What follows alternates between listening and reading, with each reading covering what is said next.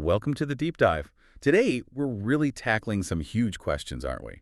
We definitely are. Looking at relationships, meaning struggle, that whole search for truth. Yeah, and we're drawing from that recent conversation with Jordan Peterson on the Diary of a CEO podcast.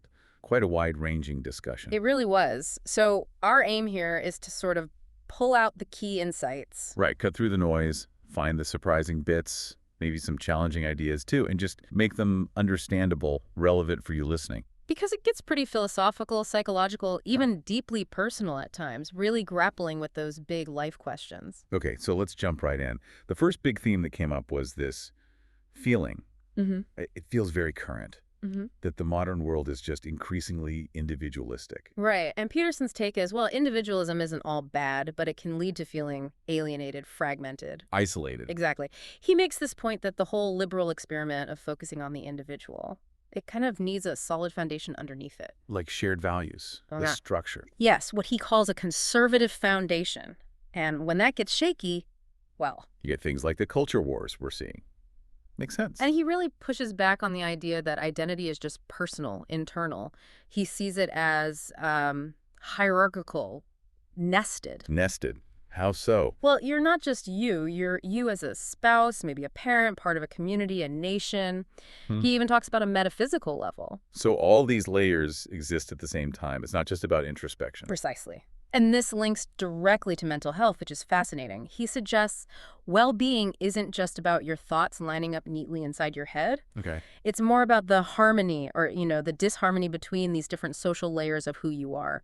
How well are you fitting into that larger structure? That really lands. It connects to how fundamentally social we seem to be. Yeah. You mentioned some psych research. Yeah, psychometricians finding that words describing like positive states, happy, social, enthusiastic, they tend to cluster together. And the negative ones. Things like anxious, frustrated, pain, grief, they cluster with self-consciousness. Wow. He even says self-consciousness and suffering are almost not conceptually distinguishable. Meaning the more you obsess about yourself, the more miserable you're likely to be. Basically, yeah. Think about solitary confinement. It's punishment because we're so social. So if you're struggling, maybe the answer isn't just looking inward. Right. Maybe it's about looking at your connections. Or lack of them. It leads to some tough questions, really. Like, do people actually like you? Do you have real friends? Anyone you love? And maybe deeper still, are there people you make sacrifices for? That seems key. He points out even really competitive people need a team eventually. You need that shared direction. Just focusing on yourself, short term, he sees that as a dead end, a degenerating game.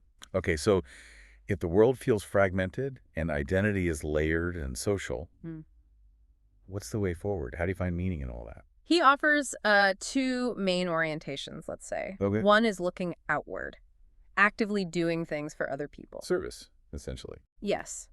The other is more internal calibration, but still action-oriented. It's focusing on what you do if you only ever did what felt genuinely true and right to you.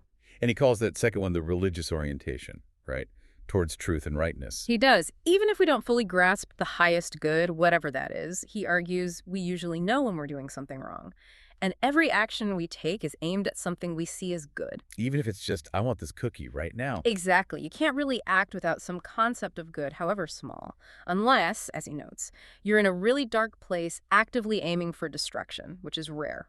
So positive feelings come from moving towards these goals. Right. Psychology backs that up. Enthusiasm is literally that feeling of progress, and these goals aren't separate, they stack up, they're nested. Like my goal to finish this sentence serves the goal of explaining this point, which serves the goal of making this deep dive useful. Exactly. And he sees this nesting, this hierarchy of good, as having no upper limit. He calls it Jacob's ladder. Climbing towards the divine. In essence, yes. Defined maybe not as a person, but as the peak of that hierarchy, the good towards which all goods point. It's this ultimate aim that kind of recedes as you approach it. Limitless positive potential. He thinks our big cultural stories, like biblical ones, try to map that out. And personally, his strategy for navigating this is, well, pretty direct. Yeah, just saying what he thinks. He calls it an adventurous way of navigating. Risky, though. Needs faith and truth. Absolutely. He contrasts it strongly with holding back. He believes, from studying evil, that it thrives when good people stay silent, falsifying your own speech. He calls that the worst thing that can happen to you. But speaking truth can have real costs. Job, relationships. Oh, for sure. He acknowledges that. But he argues that constantly retreating, avoiding what's true, it makes you sick of yourself. There's a strategic part, too. Definitely. You need to fortify your territory, like having multiple income streams, which he did, so that speaking truth isn't instantly catastrophic. If you can't speak truthfully without disaster, maybe you haven't built up enough resilience or independence. He saw this play out clinically. All the time, he says, especially in failing marriages. He uses that striking image, a divorce being the result of 10,000 fights that haven't been had. Oh, all those little moments of biting your tongue. They don't just vanish, they pile up. And each time you stay quiet, it gets harder the next time. And that leads to, what did he call it? The reemergence of the dragon of chaos. Yeah, as a consequence of fleeing from your fate. A really powerful way to describe the mess that erupts when you avoid confronting hard truths in yourself or your relationships. Speaking of relationships, especially marriage, he really dives into the challenges there in the source material. He does, and it's pretty confronting stuff. He starts with that statistic that often surprises people. About living together first. Right. Couples who cohabit before marriage are actually more likely to divorce. Which seems backward. Isn't it supposed to be a test run? His argument is the underlying commitment is different. Moving in without that permanent vow can send an implicit message, you're good enough for now, but maybe. Unless someone better comes along. Ouch. Exactly. It's not a solid foundation. You don't really test the marriage commitment, the through thick and thin part, until you actually make it. He really doesn't sugarcoat it. Finding a partner, building a family, he calls it the hardest thing you'll ever do. Absolutely. And he completely flips the script on how people usually approach it. That common question, how do I find the right person? Yeah. He basically calls it a stupid question. Fatally badly formulated. Okay. Strong words. So, if that's the wrong question. The right question, he suggests, is how could I learn to offer something to someone else that would make me eminently desirable? So the focus shifts entirely from searching outside to building inside. Exactly. Become desirable by fortifying yourself. Financially stable, physically healthy, spiritually or intellectually solid, good character, wisdom. He connected that to the host's own story in the source, right? About getting his own life sorted first. Yeah, focusing hard on finances, health, learning before finding a partner, it makes you ready. He had that stark example too, like, you might only get 5 cracks at the whip in life for a really deep connection. Yeah, 5 chances maybe, if you're lucky and attractive. Not many. So you need to be prepared when opportunity knocks. He also touched on the specific challenges for high-achieving women. Right. Their standards for a genuinely helpful partner get pretty high, Yeah. which narrows the pool. And then there's the biological clock pressure for women. The timeline. He's blunt about it. Pushing your luck at 30, seriously pushing your luck at 35, because fertility declines. He mentions the rising numbers of childless women under 30, couples struggling later. And this feeds into his broader point about relationships falling apart and rising sexlessness in the West, a catastrophe, he called it. Yeah, partly due to the modern mating scene. He argues when sex is easily available, it can actually make it harder for women to trust, because men geared towards short-term flings, who might have darker traits, become more accessible. Opening the market, so to speak, exposes women more to that type. That's his argument. Sex isn't trivial. It's costly emotionally, physically, reproductively. You can't just separate it from those deep entanglements. Which is why he argues for essentially no sex before marriage, based on those cohabitation stats. Yes. He thinks it filters out that you'll do for now attitude. Marriage needs to be taken incredibly seriously. A vow, come hell or high water. Because hell and high water are coming, as he puts it. Right. Love's essential, but over decades, it's the vow, the commitment, that provides the strength. He sees marriage itself as a form of fortification, psychological even. Yeah, signaling seriousness to yourself, your partner, the community. He speaks very personally about his own marriage, his wife Tammy, and how their commitment to absolute truth, even when terrifying, got them through incredible health crises. Which really highlights that idea of relationships as anchors during suffering. Absolutely.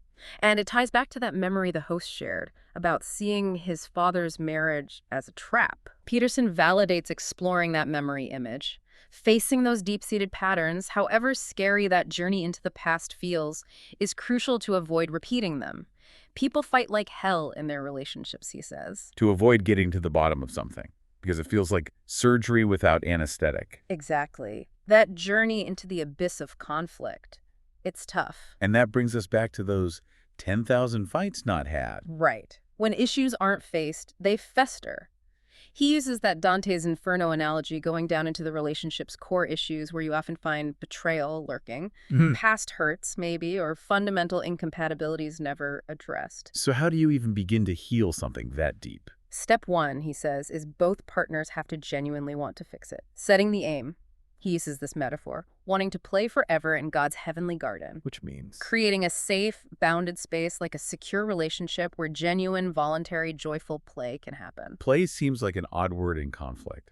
But think about it. Play is fragile. It needs peace, security, especially, he argues, for a woman to feel safe enough to be vulnerable, particularly if kids are involved. If that basic security isn't there, play dies, and so does that deep romantic adventure. And then there's that really practical, almost annoyingly simple advice. Yes. The 90 minutes a week. Just dedicate time to talk. A space where your partner can tell you what they've noticed, even the uncomfortable stuff like why they might be annoyed with you right now. Keeping the lines of communication open, constantly updating. Before things build up, and also actively remembering when you first fell in love. Taking that feeling on as a responsibility. Yeah. If you're not feeling it now, ask why not? I was in love, I could be. And crucially, start by looking at your own flaws first. This whole focus on facing difficulty, enduring suffering, it obviously connects to his own life experiences. Massively. Years of intense pain, his wife nearly dying, his daughter's illness, the public attacks. Devastating stuff. And his anchor. His family and friends? A very tightly knit family and group of friends. Not a strategy, he insists, but an end in itself. Which perfectly illustrates that distributed identity idea. Your strength isn't just inside you, it's in your bonds. It is you, in a real sense. And again, linking back to that father's marriage as a trap, memory facing those terrifying images is necessary, even though people fight so hard to avoid that deep dive in their own relationships. Okay, so moving from relationship struggles, Yeah. he also tackles another form of avoidance, or taking the easy way out, hedonism, specifically pornography. Yeah, he really doesn't hold back, calls it a terrible thing. Why primarily? Because it's addictive and it provides easy sexual gratification. Which sounds appealing, but he sees major downsides. Huge ones. It basically removes the desperation, along with love, terror, shame, guilt, that he thinks fuels the real romantic adventure of life, the drive to connect deeply. So it makes men less motivated to pursue actual relationships or even achieve things. That's his claim. He asks, how much of what men do they do to impress women? His answer, a lot. All of it. Status, accomplishment, often tied, maybe unconsciously, to attracting a partner.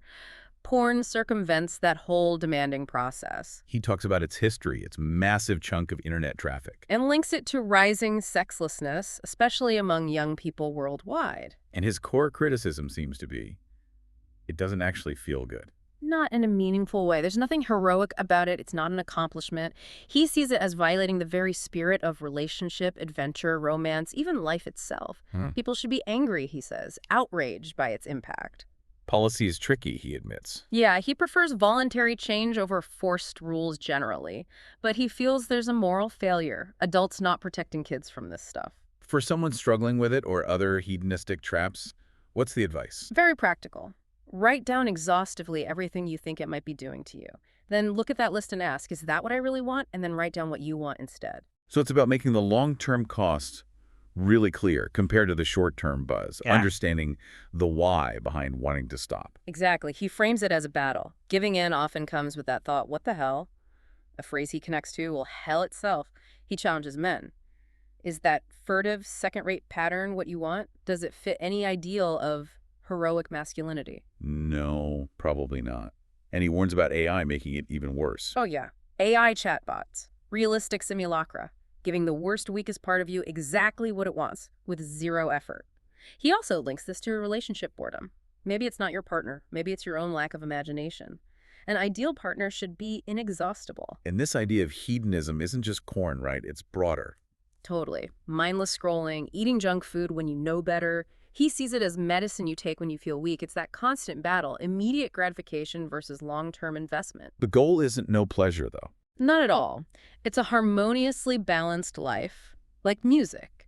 Different elements challenge, reward in their proper place, living with that ultimate purpose in mind, the light of eternity.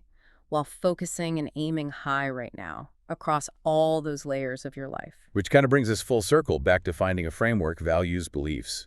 Especially hard for young men today, he notes. Yeah, figuring out how to live just from your own experience. It's too much, he argues. You need wisdom passed down, found in traditional stories. He talks about the Bible, for example, not just as an old book, But as a massive collective effort over thousands of years, refined by brilliant people, reflecting deep psychological truths.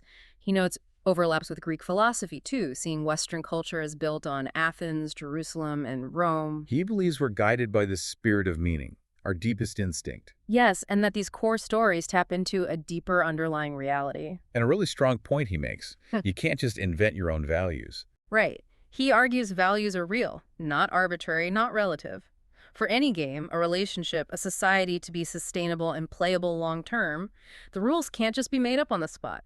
Trying to invent your own values leads to nihilism or chaos, in his view. He goes further, stating his belief about Christ. Yeah, that the claim that Christ embodies the ultimate prophet and the laws is true, and that Jesus was God, but emphasizes understanding what that means. How does he interpret that meaning? Through Christ taking on the sins of the world, confronting and embodying the solution to humanity's fundamental problems, that pattern of confronting evil and suffering is the divine pattern for him.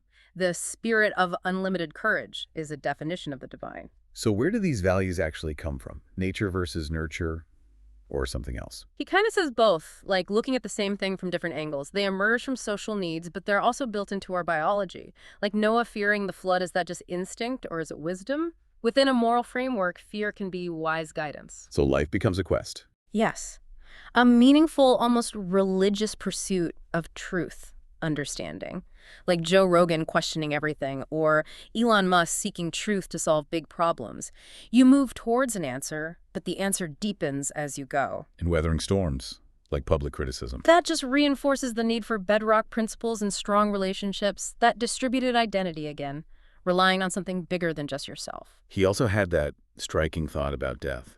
That knowing you'll die actually helps focus things, makes life real.